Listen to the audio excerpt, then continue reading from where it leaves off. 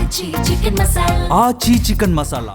తెలంగాణ ప్రభుత్వం ప్రతిష్టాత్మకంగా అమలు చేసిన మహాలక్ష్మి పథకం అభినందన సభ కార్యక్రమం ప్రజాభవన్లో జరుగుతోంది. రోడ్డు రవాణా సంస్థ ఆర్టీసీలో మహాలక్ష్మి ద్వారా 290 కోట్ల ఉచిత ప్రయాణాల ద్వారా 10,000 కోట్ల రూపాయల ప్రయాణ ఛార్జీల ఆదాపై ఈ కార్యక్రమాన్ని నిర్వహిస్తున్నారు. ప్రస్తుతం లైవ్ చూద్దాం.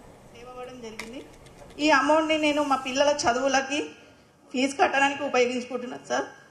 ప్లస్ నేను ఎక్కడైనా ఫంక్షన్కి వెళ్ళాలన్నా, ఎక్కడైనా మా ఊరికి చావుకి వెళ్ళాలన్నా 500 రూపీస్ ఒక పర్సన్కి అవుతుంది. కానీ ఈ అమౌంట్ అంతా నాకు సేవ్ చేయడం జరుగుతుంది. ఈ అమౌంట్ అంతా నేను సేవ్ చేసుకొని వేరే బిజినెస్ కానీ నా పిల్లల చదువులకు కానీ దానికి ఉపయోగించడం జరుగుతుంది సార్. ముఖ్యమంత్రి గారు చేసిన ఈ పథకం, మహాలక్ష్మి పథకం చాలా ఉపయోగించుకోవడం జరుగుతుంది.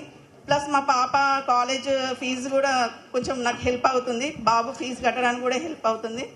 ప్లస్ స్టూడెంట్స్కి చాలా యూజ్ అవుతుంది సార్. ఈ మహాలక్ష్మి పథకం వచ్చాక చాలామంది మహిళా సంఘాల్లో ఉన్న వాళ్ళందరూ బిజినెస్ చేసుకోగలుగుతున్నారు.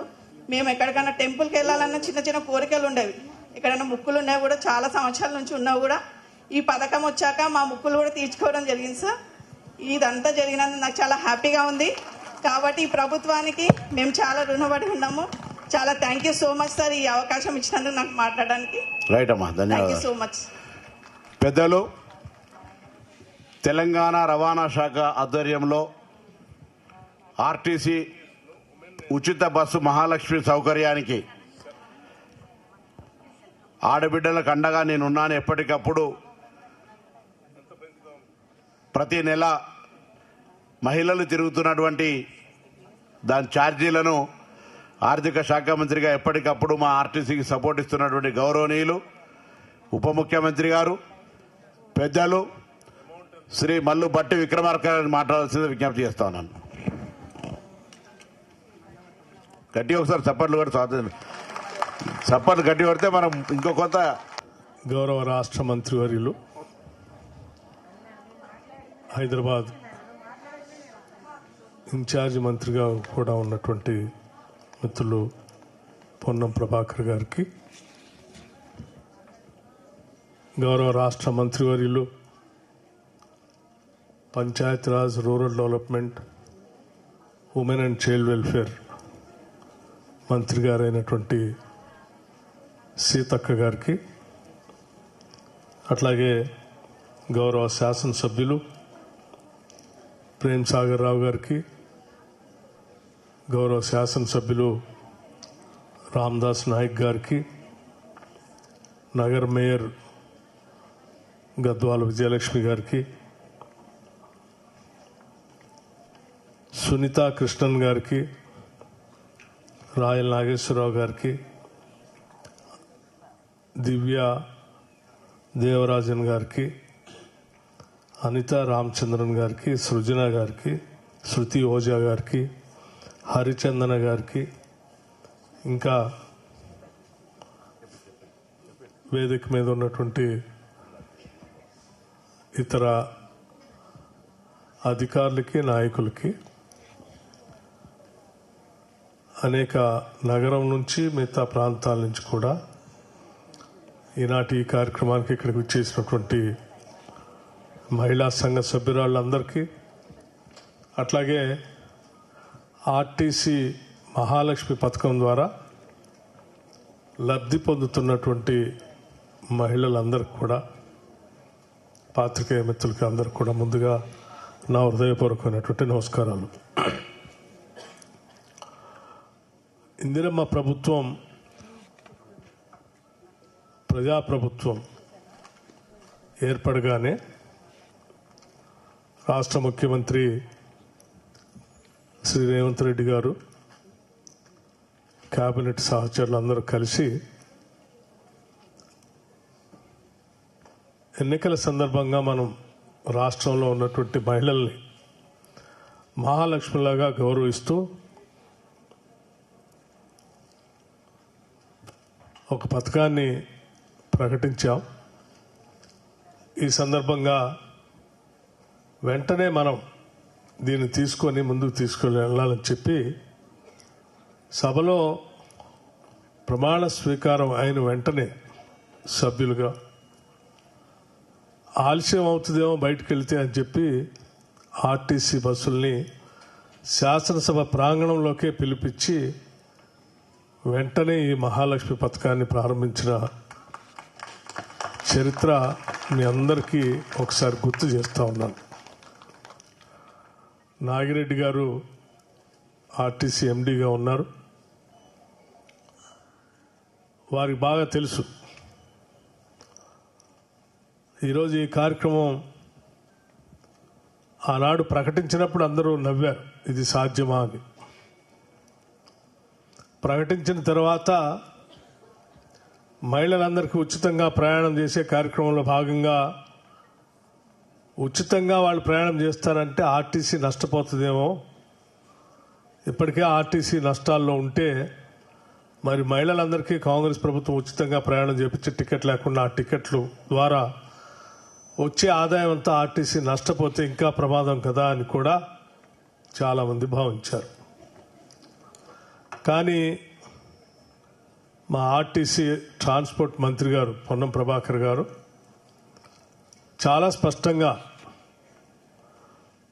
మా ఆర్టీసీని మేము రక్షించుకోవటానికి అన్ని కార్యక్రమాలు చేస్తూనే ప్రభుత్వం ప్రకటించినటువంటి మహాలక్ష్మి పథకాన్ని పెద్ద ఎత్తున అమలు చేయడానికి సిద్ధంగా ఉన్నాం. కాకపోతే ప్రభుత్వం మాత్రం టంచన్గా ప్రతి నెల మహిళలు ప్రయాణం చేసినటువంటి టిక్కెట్లకు సంబంధించిన సొమ్ముని, అంటే ఆ డబ్బుని రాష్ట్ర ప్రభుత్వం తప్పనిసరిగా ప్రతి నెల చెల్లించాల్సిందే. నాకు ఇటు రాష్ట్ర ప్రభుత్వం బాధ్యత ఉంది, ఆర్టీసీని బలోపేతం చేయాల్సిన బాధ్యత కూడా ఉందని చెప్పి వారు ప్రతి నెల లెక్కలతో సహా ఎంతమంది ఆర్టీసీలో ప్రయాణం చేస్తున్నారో ఆ ప్రయాణం చేసినటువంటి మహిళలు అందరికి సంబంధించినటువంటి టిక్కెట్లకు సంబంధించిన ఆ నగదుని ఆర్థిక శాఖకు పంపించి ప్రతి నెల మీరు ప్రయాణం చేసినటువంటి టిక్కెట్లకు సంబంధించిన డబ్బుని రాష్ట్ర ప్రభుత్వం ఆర్థిక శాఖ నుంచి ఆర్టీసీకి చెల్లించేటట్టు చేసుకుంటూ వచ్చారు. అలా చెల్లించుకుంటూ వచ్చినటువంటి ఈరోజు డబ్బు దాదాపు 10,000 కోట్ల రూపాయలకి ఆర్టీసీ బస్కి మీ అందరి తరఫున ఈ రాష్ట్రంలో లక్షలాది మంది మహిళలు దాదాపు 300 కోట్ల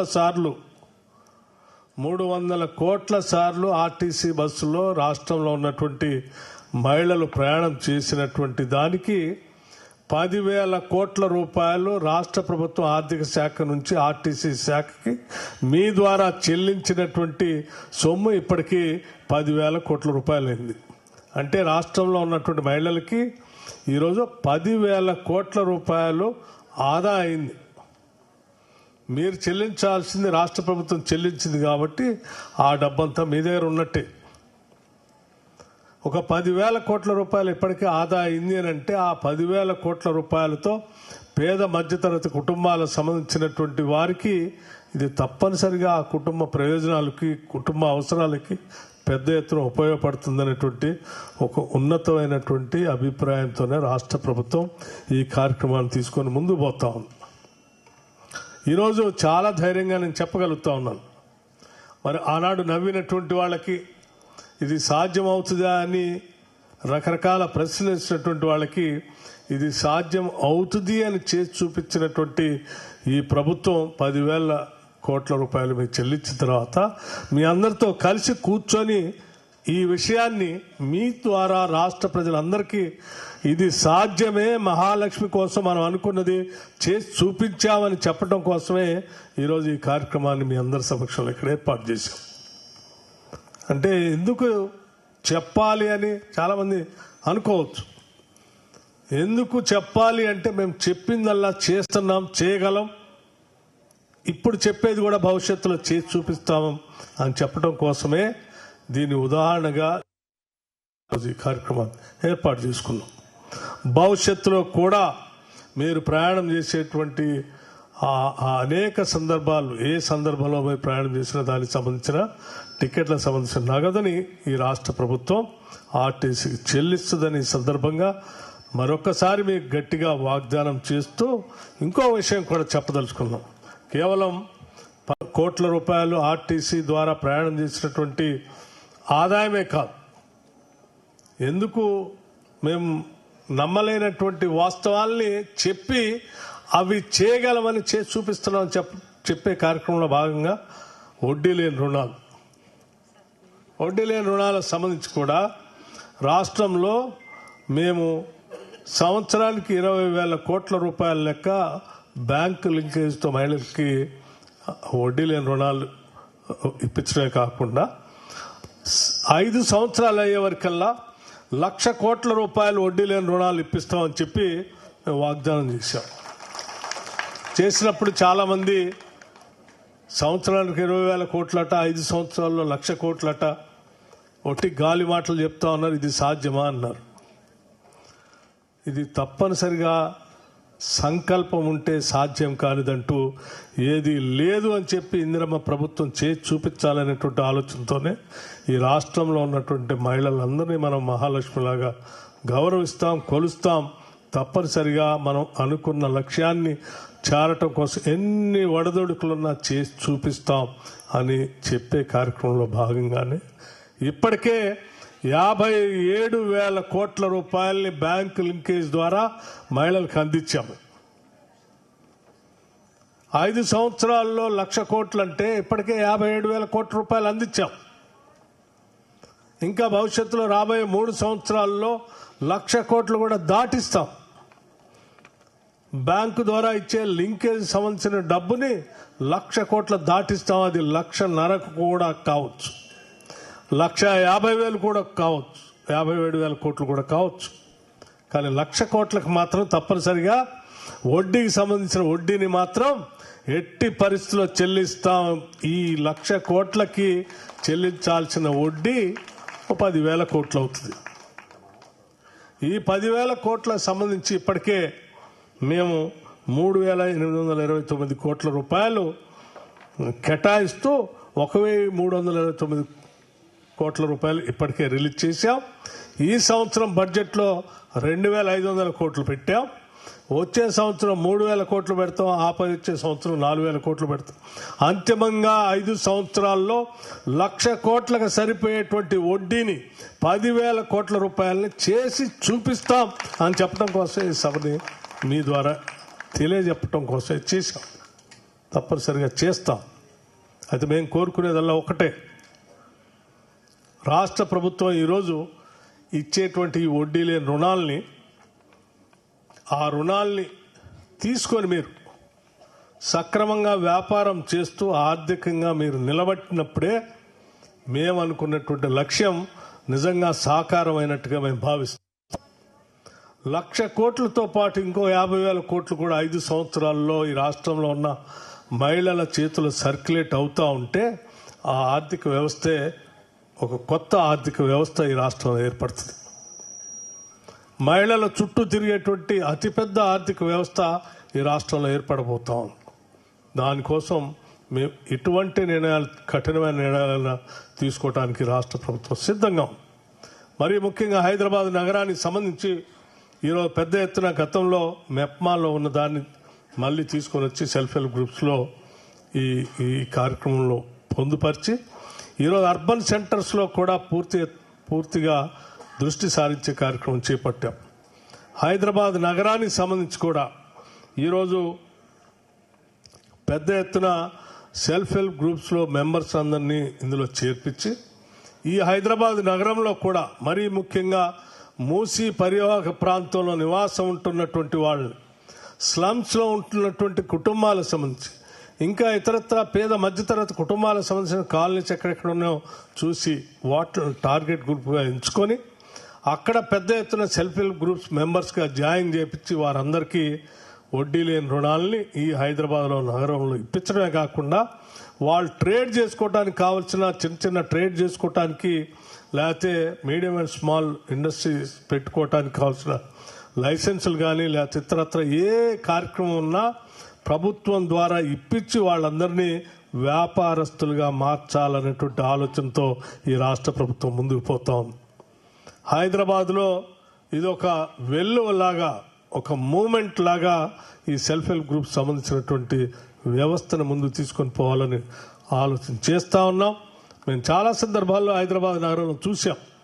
చిన్న చిన్న బళ్ళ మీద వ్యాపారం చేసుకునేటువంటి వాళ్ళు కానీ, తట్టను ఎత్తున పెట్టుకుని వ్యాపారం చేసుకునేటువంటి వాళ్ళు కానీ, కూరగాయలు అమ్ముకునేటువంటి వాళ్ళు కానీ, హాకర్స్ కానీ గిరిగిరి వడ్డీకి తెచ్చుకొని ఆ వడ్డీకి తీసుకొచ్చుకున్న డబ్బులతో ఆ రోజు కావాల్సిన సరుకు కొనుక్కొచ్చుకొని సాయంత్రం వరకు అమ్మి అందులో వచ్చిన దాంట్లో మళ్ళీ అదే రోజు వడ్డీ కట్టి తిరిగిపోయేటువంటి వాళ్ళని ఈ హైదరాబాద్ నగరంలో గతంలో చూసాం, ఇప్పుడు కూడా చూస్తూ ఉన్నాం. అటువంటి వాళ్ళందరికీ కూడా వడ్డీ లేని రుణాలు ఇప్పించి వాళ్ళతో వ్యాపారాలు చేపించాలన్నదే ఒక లక్ష్యం. తప్పనిసరిగా ఆ లక్ష్యాన్ని హైదరాబాద్ నగరంలో చేరుకుంటాం. ఆ చేరుకునే కార్యక్రమానికి మీ అందరు కూడా అందులో భాగస్వాములే. ఈ కార్యక్రమాన్ని, ఈ సమాచారాన్ని పెద్ద ఎత్తున మహిళల మధ్యలోకి తీసుకొని వెళ్ళి మా సెల్ఫ్ హెల్ప్ గ్రూప్స్ ద్వారా చేసేటువంటి కార్యక్రమంలో వాళ్ళంతా పాలు పంచుకునేటట్టుగా చేయవలసిందిగా విజ్ఞప్తి చేయడానికే ఈరోజు ఈ సమావేశాన్ని కూడా ఏర్పాటు చేశాం. రాష్ట్ర వ్యాప్తంగా ఉన్నటువంటి మహిళలకి మీ గ్రూపుల ద్వారా కానీ, మీ దగ్గర ఉన్నటువంటి ఇతర సమాచార వ్యవస్థ ద్వారా కానీ ఈ రాష్ట్రంలో ఇందిరమ్మ ప్రభుత్వంలో మహిళలకి పెద్దపీట వేస్తూ ఉన్నారు. రాష్ట్రంలో అందుబాటులో ఉన్న చిన్న చిన్న వ్యాపారాలన్నింటినీ కూడా సాధ్యమైనంత వరకు మహిళలకు అప్పచెప్పే కార్యక్రమంలో సీతక్క గారు అనేక కార్యక్రమాలు, పథకాలు మొదలుపెట్టి ముందుకు తీసుకొని పోతూ ఉన్నారు. ఆర్టీసీలో బస్సులు కొనాలి అంటే సీతక్క గారు కొనిస్తే ఆ ఆర్టీసీ బస్సుల్ని మా శాఖలో మేము పెట్టుకుంటాం, నెల రెంట్ ఇస్తామని ఈరోజు పొన్నం ప్రభాకర్ గారు ముందుకు వచ్చేస్తూ ఉన్నారు. అట్లాగే రాష్ట్ర వ్యాప్తంగా సోలార్ ఎనర్జీ సంబంధించినటువంటి కార్యక్రమం ఉంటే సెల్ఫ్ హెల్ప్ గ్రూప్ మెంబర్స్కి రుణాలు ఇప్పించి, ఎనర్జీ శాఖతో ఎంఓఏ చేపించి, ఎక్కడో పెద్ద పెద్ద బడా వ్యాపారస్తులు చేసేటువంటి ఈ ఎనర్జీ సంబంధించినటువంటి వ్యాపారాన్ని కూడా ఈరోజు రాష్ట్రంలో మహిళలతో చేపించే కార్యక్రమాన్ని ముందుకు తీసుకొని పోతా ఉన్నాం. ఇవన్నీ ఎందుకు చెప్తా ఉన్నానంటే మహిళలు అభివృద్ధి చెందితే మన వ్యవస్థ కుటుంబ వ్యవస్థ, ఆ కుటుంబ వ్యవస్థలో నిట్టాడిగా నిలబడి ఆ కుటుంబాన్ని నిలబెట్టే మహిళల్ని మనం ఆర్థికంగా బలోపేతం చేయగలిగితే కుటుంబాలన్నీ కూడా ఆర్థికంగా బలోపేతం అవుతాయి. కుటుంబాలన్నీ ఆర్థికంగా బలోపేతం అయితే ఆటోమేటిక్గా ఈ సమాజమే బలోపేతం అవుతుంది. తద్వారా ఈ రాష్ట్ర సర్వతోముఖ ఆర్థిక అభివృద్ధి చెందుతుందనేటువంటి ఒక లక్ష్యంతో మేము ముందుకు పోతా ఉన్నాం. మీ అందరికీ నేను కోరుకునేది ఒక్కటే, మేము చెప్పినటువంటి ప్రతి దాన్ని అమలు చేసి ఆచరించి మీ అందరికి చూపిస్తాం. సాధ్యం కాదు అనుకునేటువంటి లక్ష్యాలనే మేము పెట్టుకున్నాం. ఆ లక్ష్యాలను చేరుకోవటానికి మాకు ఎన్ని ఒడదొడుకులు వచ్చినా మేము మొక్కవని ధైర్యంతో ముందుకు పోతానే ఉంటాం. ఆ పోయే కార్యక్రమానికి కావలసిన శక్తిని, ఆశీర్వచనాన్ని కూడా మీరంతా మనకి ఇవ్వవలసిందిగా మీ అందరినీ కోరుతూ నేను ముగిస్తా ఉన్నాను. నమస్కారం, ధన్యవాదాలు.